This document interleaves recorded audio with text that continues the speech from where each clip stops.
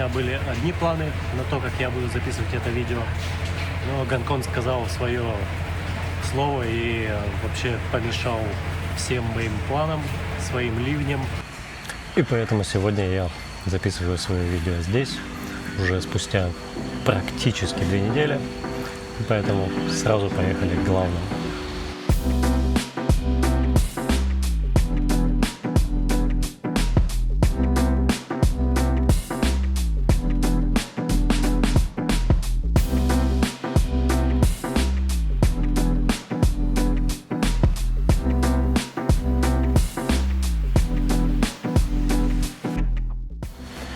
Привет, меня зовут Данил, я уже несколько лет проживаю в Китае и относительно недавно решился все-таки открывать свою компанию и хочу поделиться с вами этим опытом, о том, какие у меня шаги происходят, на каком этапе сейчас у меня находится регистрация компании и в принципе о том, что вообще вам пригодится, что вам нужно будет, какие люди нужны будут на этом достаточно нелегком пути.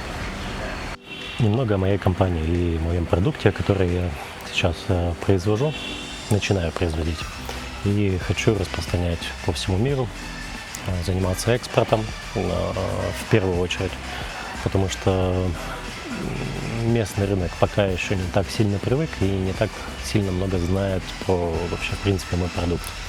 В целом, на самом деле, по миру тоже не так много людей знает об этом. Но, тем не менее, я произвожу музыкальный инструмент, называется язычковый барабан. Мой инструмент предназначен для релаксации, медитации, просто успокоения своих мозгов в наше текущее время, когда в городе вокруг суета, везде нужно бежать, никуда не успеваешь делать отчеты в свою работу. Вечно нужно жить в быстром темпе. И идея моего продукта в том, что вам не нужны специальные знания, такие как особенно музыкальное образование. Вы просто достаете инструмент из чехла, кладете его на колени и начинаете на нем играть.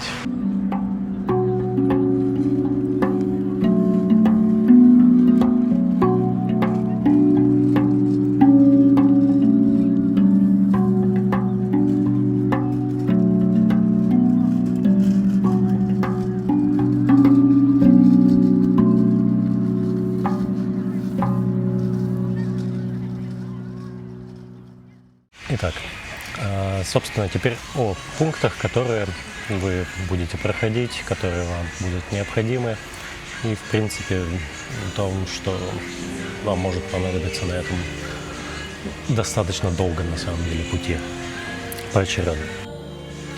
Первое – это, конечно же, продукт. После него идет проверка теории. Дальше вам желательно пробыть какое-то время в Китае, то есть не находясь тут, даже вообще особенно если вы не были ни разу, то, скорее всего, с очень большой долей вероятностью будет еще тяжелее. После этого, в тот же момент, когда вы поживете здесь, у вас появятся новые знакомства от других знакомств, и это может очень сильно помочь вам. После этого вам также необходимо будет найти визового агента, который помогает регистрировать компании для иностранцев. Это особенно важно, потому что это способы и этапы открытия компании для иностранцев и для китайцев, они существенно отличаются, насколько я знаю.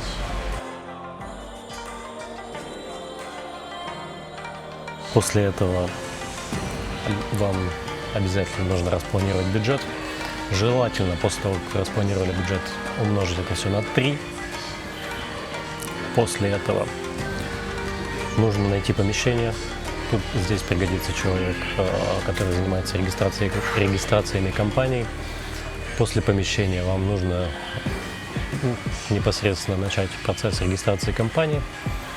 И после того, как вы зарегистрировали компанию, уже только тогда вы можете подаваться на рабочую визу.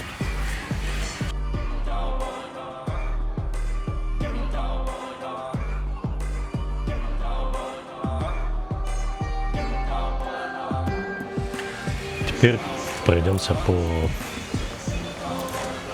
более детально по каждому пункту.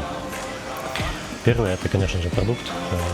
То вообще, в принципе, из-за чего вы думаете открыть компанию, что вы можете дать этому миру. Естественно, тут,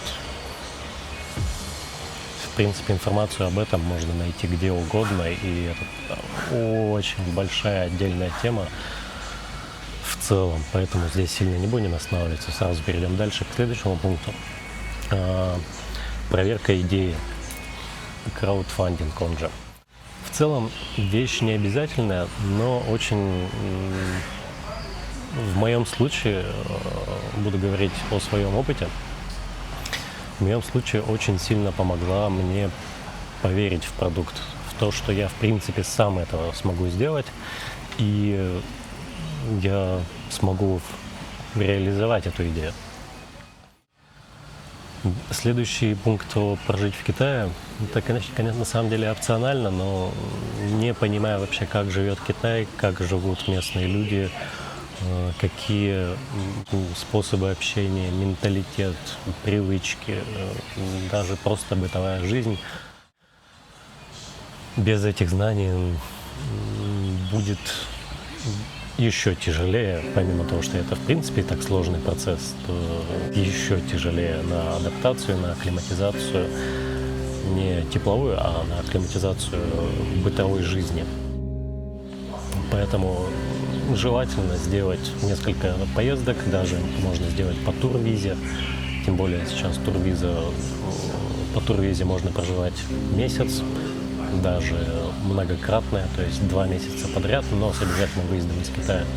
Поэтому в этом плане крайне рекомендую это сделать.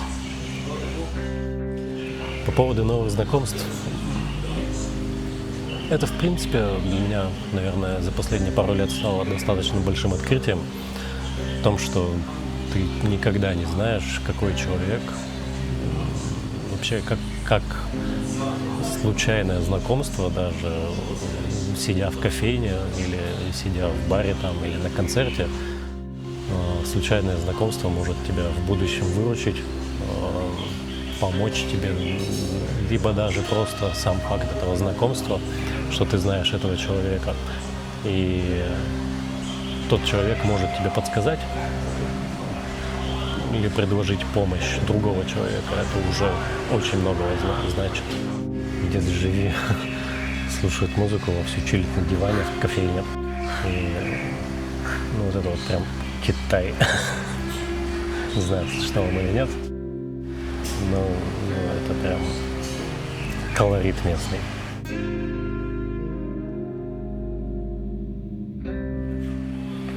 Следующий на очереди у нас агент по регистрации компании и юрист. Юрист не прям обязателен, но тоже лучше, чтобы он был, чем не нуждаться в этой услуге, чем его не будет и очень сильно нуждаться. Хуже, по крайней мере, не будет, если у вас такой человек есть. Особенно, если это китаец. Потому что местные законы, они так или иначе отличаются. Конечно, есть некоторые моменты, которые совпадают, но при регистрации открытия бизнеса в Китае, в первую очередь, естественно, нужно ориентироваться на китайские законы. Касаемо бюджета. Вот вы сформировали себе какой-то бюджет на то, что вы будете изготавливать, производить на аренду помещения, на проживание, на еду банально, на транспорт, развлечения обязательно. Вот у вас есть вот эта определенная сумма. И есть примерный план, когда вы хотите, в течение какого времени вы хотите запускать свой продукт. Так вот, смело умножайте этот бюджет на 3.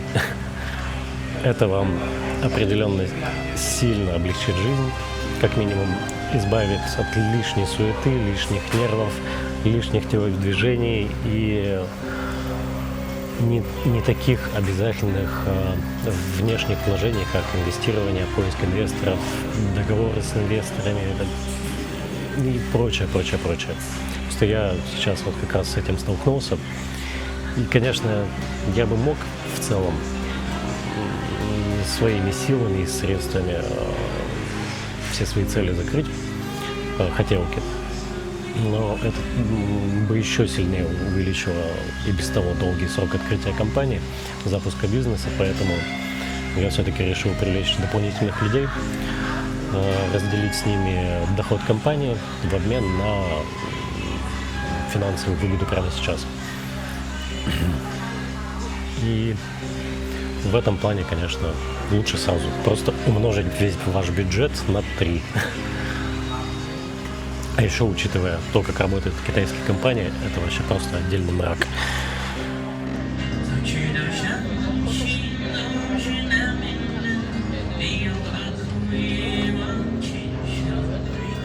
Следующий этап – это регистрация компании. Для этого обязательно нужно найти агента, но только если у вас уже нет такого опыта, а если у вас есть такой опыт, то зачем, в принципе, вам эта информация нужна, но тем не менее. Вам нужен обязательно агент, который знает все порядки, весь распорядок, как это происходит, особенно когда регистрируешь иностранную компанию в Китае и с иностранным капиталом. Это тоже важно учитывать. Поэтому нужно найти агента, но до того, одновременно с тем, как найти агента, вам нужно найти помещение, где вы будете заниматься производством, изготовлением, либо еще чем-то. Потому что перед регистрацией компании сначала вам нужно арендовать помещение, чтобы у вас был физический адрес вашего офиса, либо производства. После этого нужно название компании. И вот уже с этой информацией вы приходите к агенту, пишете ему в чате: вот мой адрес, вот мой договор аренды, обязательно сроком на год оплаченный. И вот мое название. И уже после этого вы начинаете совместную работу по открытию компании, вашей компании. И дальше, честно, я пока сильно подробно эти пункты не знаю, потому что в данный момент я как раз занимаюсь именно этим сейчас. И мои следующие выпуски будут направлены как раз о том, будут являться рассказами о том, как у меня весь этот процесс происходит прямо сейчас. Поэтому большое спасибо, если вы подпишетесь, чтобы узнать. И не менее большое спасибо, если вы отправите, поделитесь со своими друзьями этим видео.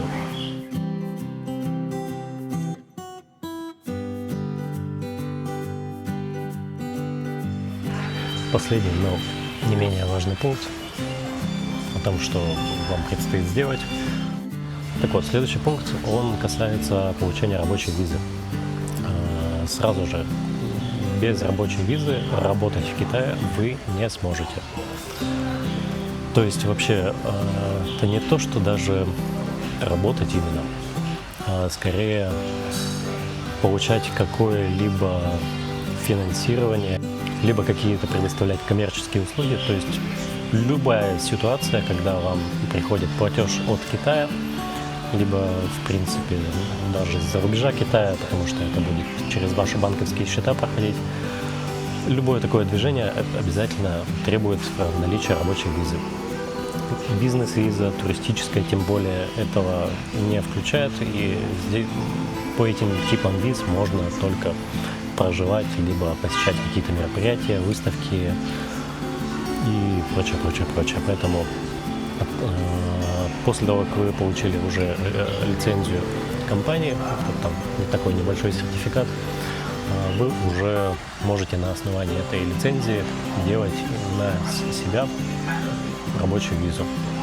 Там тоже нужен достаточно, на самом деле, небольшой, но объемный список документов, который необходим для рабочей визы. Обязательно с подтверждающими сертификатами о том, что у вас есть тот или иной скилл, умение, образование и еще несколько пунктов. Но там тоже тема для отдельного видео, поэтому знайте, что рабочую визу вы сможете получить только после уже регистрации компании.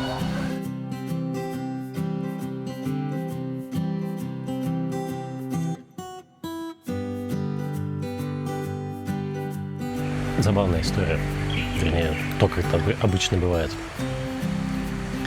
Чтобы начать какие-то рабочие отношения с китайцами, я для себя вывел хорошее правило. Мне оно не очень нравится, но такова практика. Вы знакомитесь с людьми, собираетесь начать общий бизнес.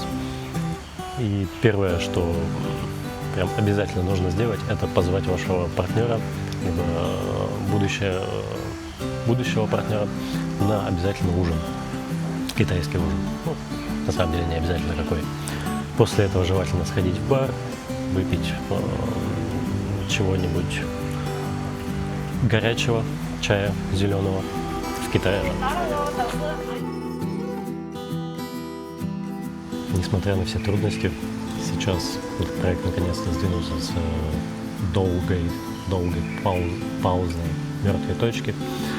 И вот буквально на следующих днях я буду по горло занят производством, выполнением предзаказов, отправкой предзаказов, запуском рекламы, поиском помещения и прочим. Это я к тому, что даже несмотря на все сложности со всеми перечисленными пунктами сегодня, в целом с этим можно справиться. Это не прям так пугающе, страшно, когда ты уже начинаешь именно с этим работать. И чаще всего ты будешь сталкиваться с тем, что так, окей, вот сейчас мне надо найти помещение, мне нужен человек, который знает, как искать и найти помещение. И здесь единственный вопрос только найти этого человека и познакомиться, может даже не обязательно знакомиться, по крайней мере, на такой краткосрочной перспективе. Просто найти человека, который этим занимается, заплатить ему деньги и найти несколько вариантов помещений, которые тебя устроят, которые устроят потребности производства, либо офиса. И в целом это уже не такая сложная задача, как изначально может показаться. До того, как я приехал в Китай, вернулся, вернее, обратно, я договорился с подрядчиками, нашел подрядчиков, поставщиков, ребят, которые будут делать мои заказы. Так получилось, что вот уже 6-й месяц, как они все еще не выполнили мой заказ. И хорошо, я нашел других ребят за счет того, что у меня есть знакомство, опять же. Я нашел других ребят и смог относительно быстро это решить. Все равно потребовался месяц, но так или иначе, вот результат я буквально вчера свой получил. И сейчас дальше запускаю следующий процесс. Уже после этого запускаю все производство, начинаю производить инструменты свои. И в этом плане, конечно, тут вообще не угадаешь, насколько долго тебя будут прокатывать поставщики. Спасибо, что смотрели. Буду рад всем вашим комментариям, всем вашим отзывам. Пишите свои вопросы и увидимся скоро в следующем видео.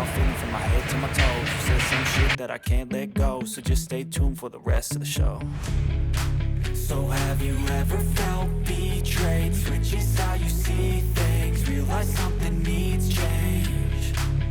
'Cause I know you got me fucked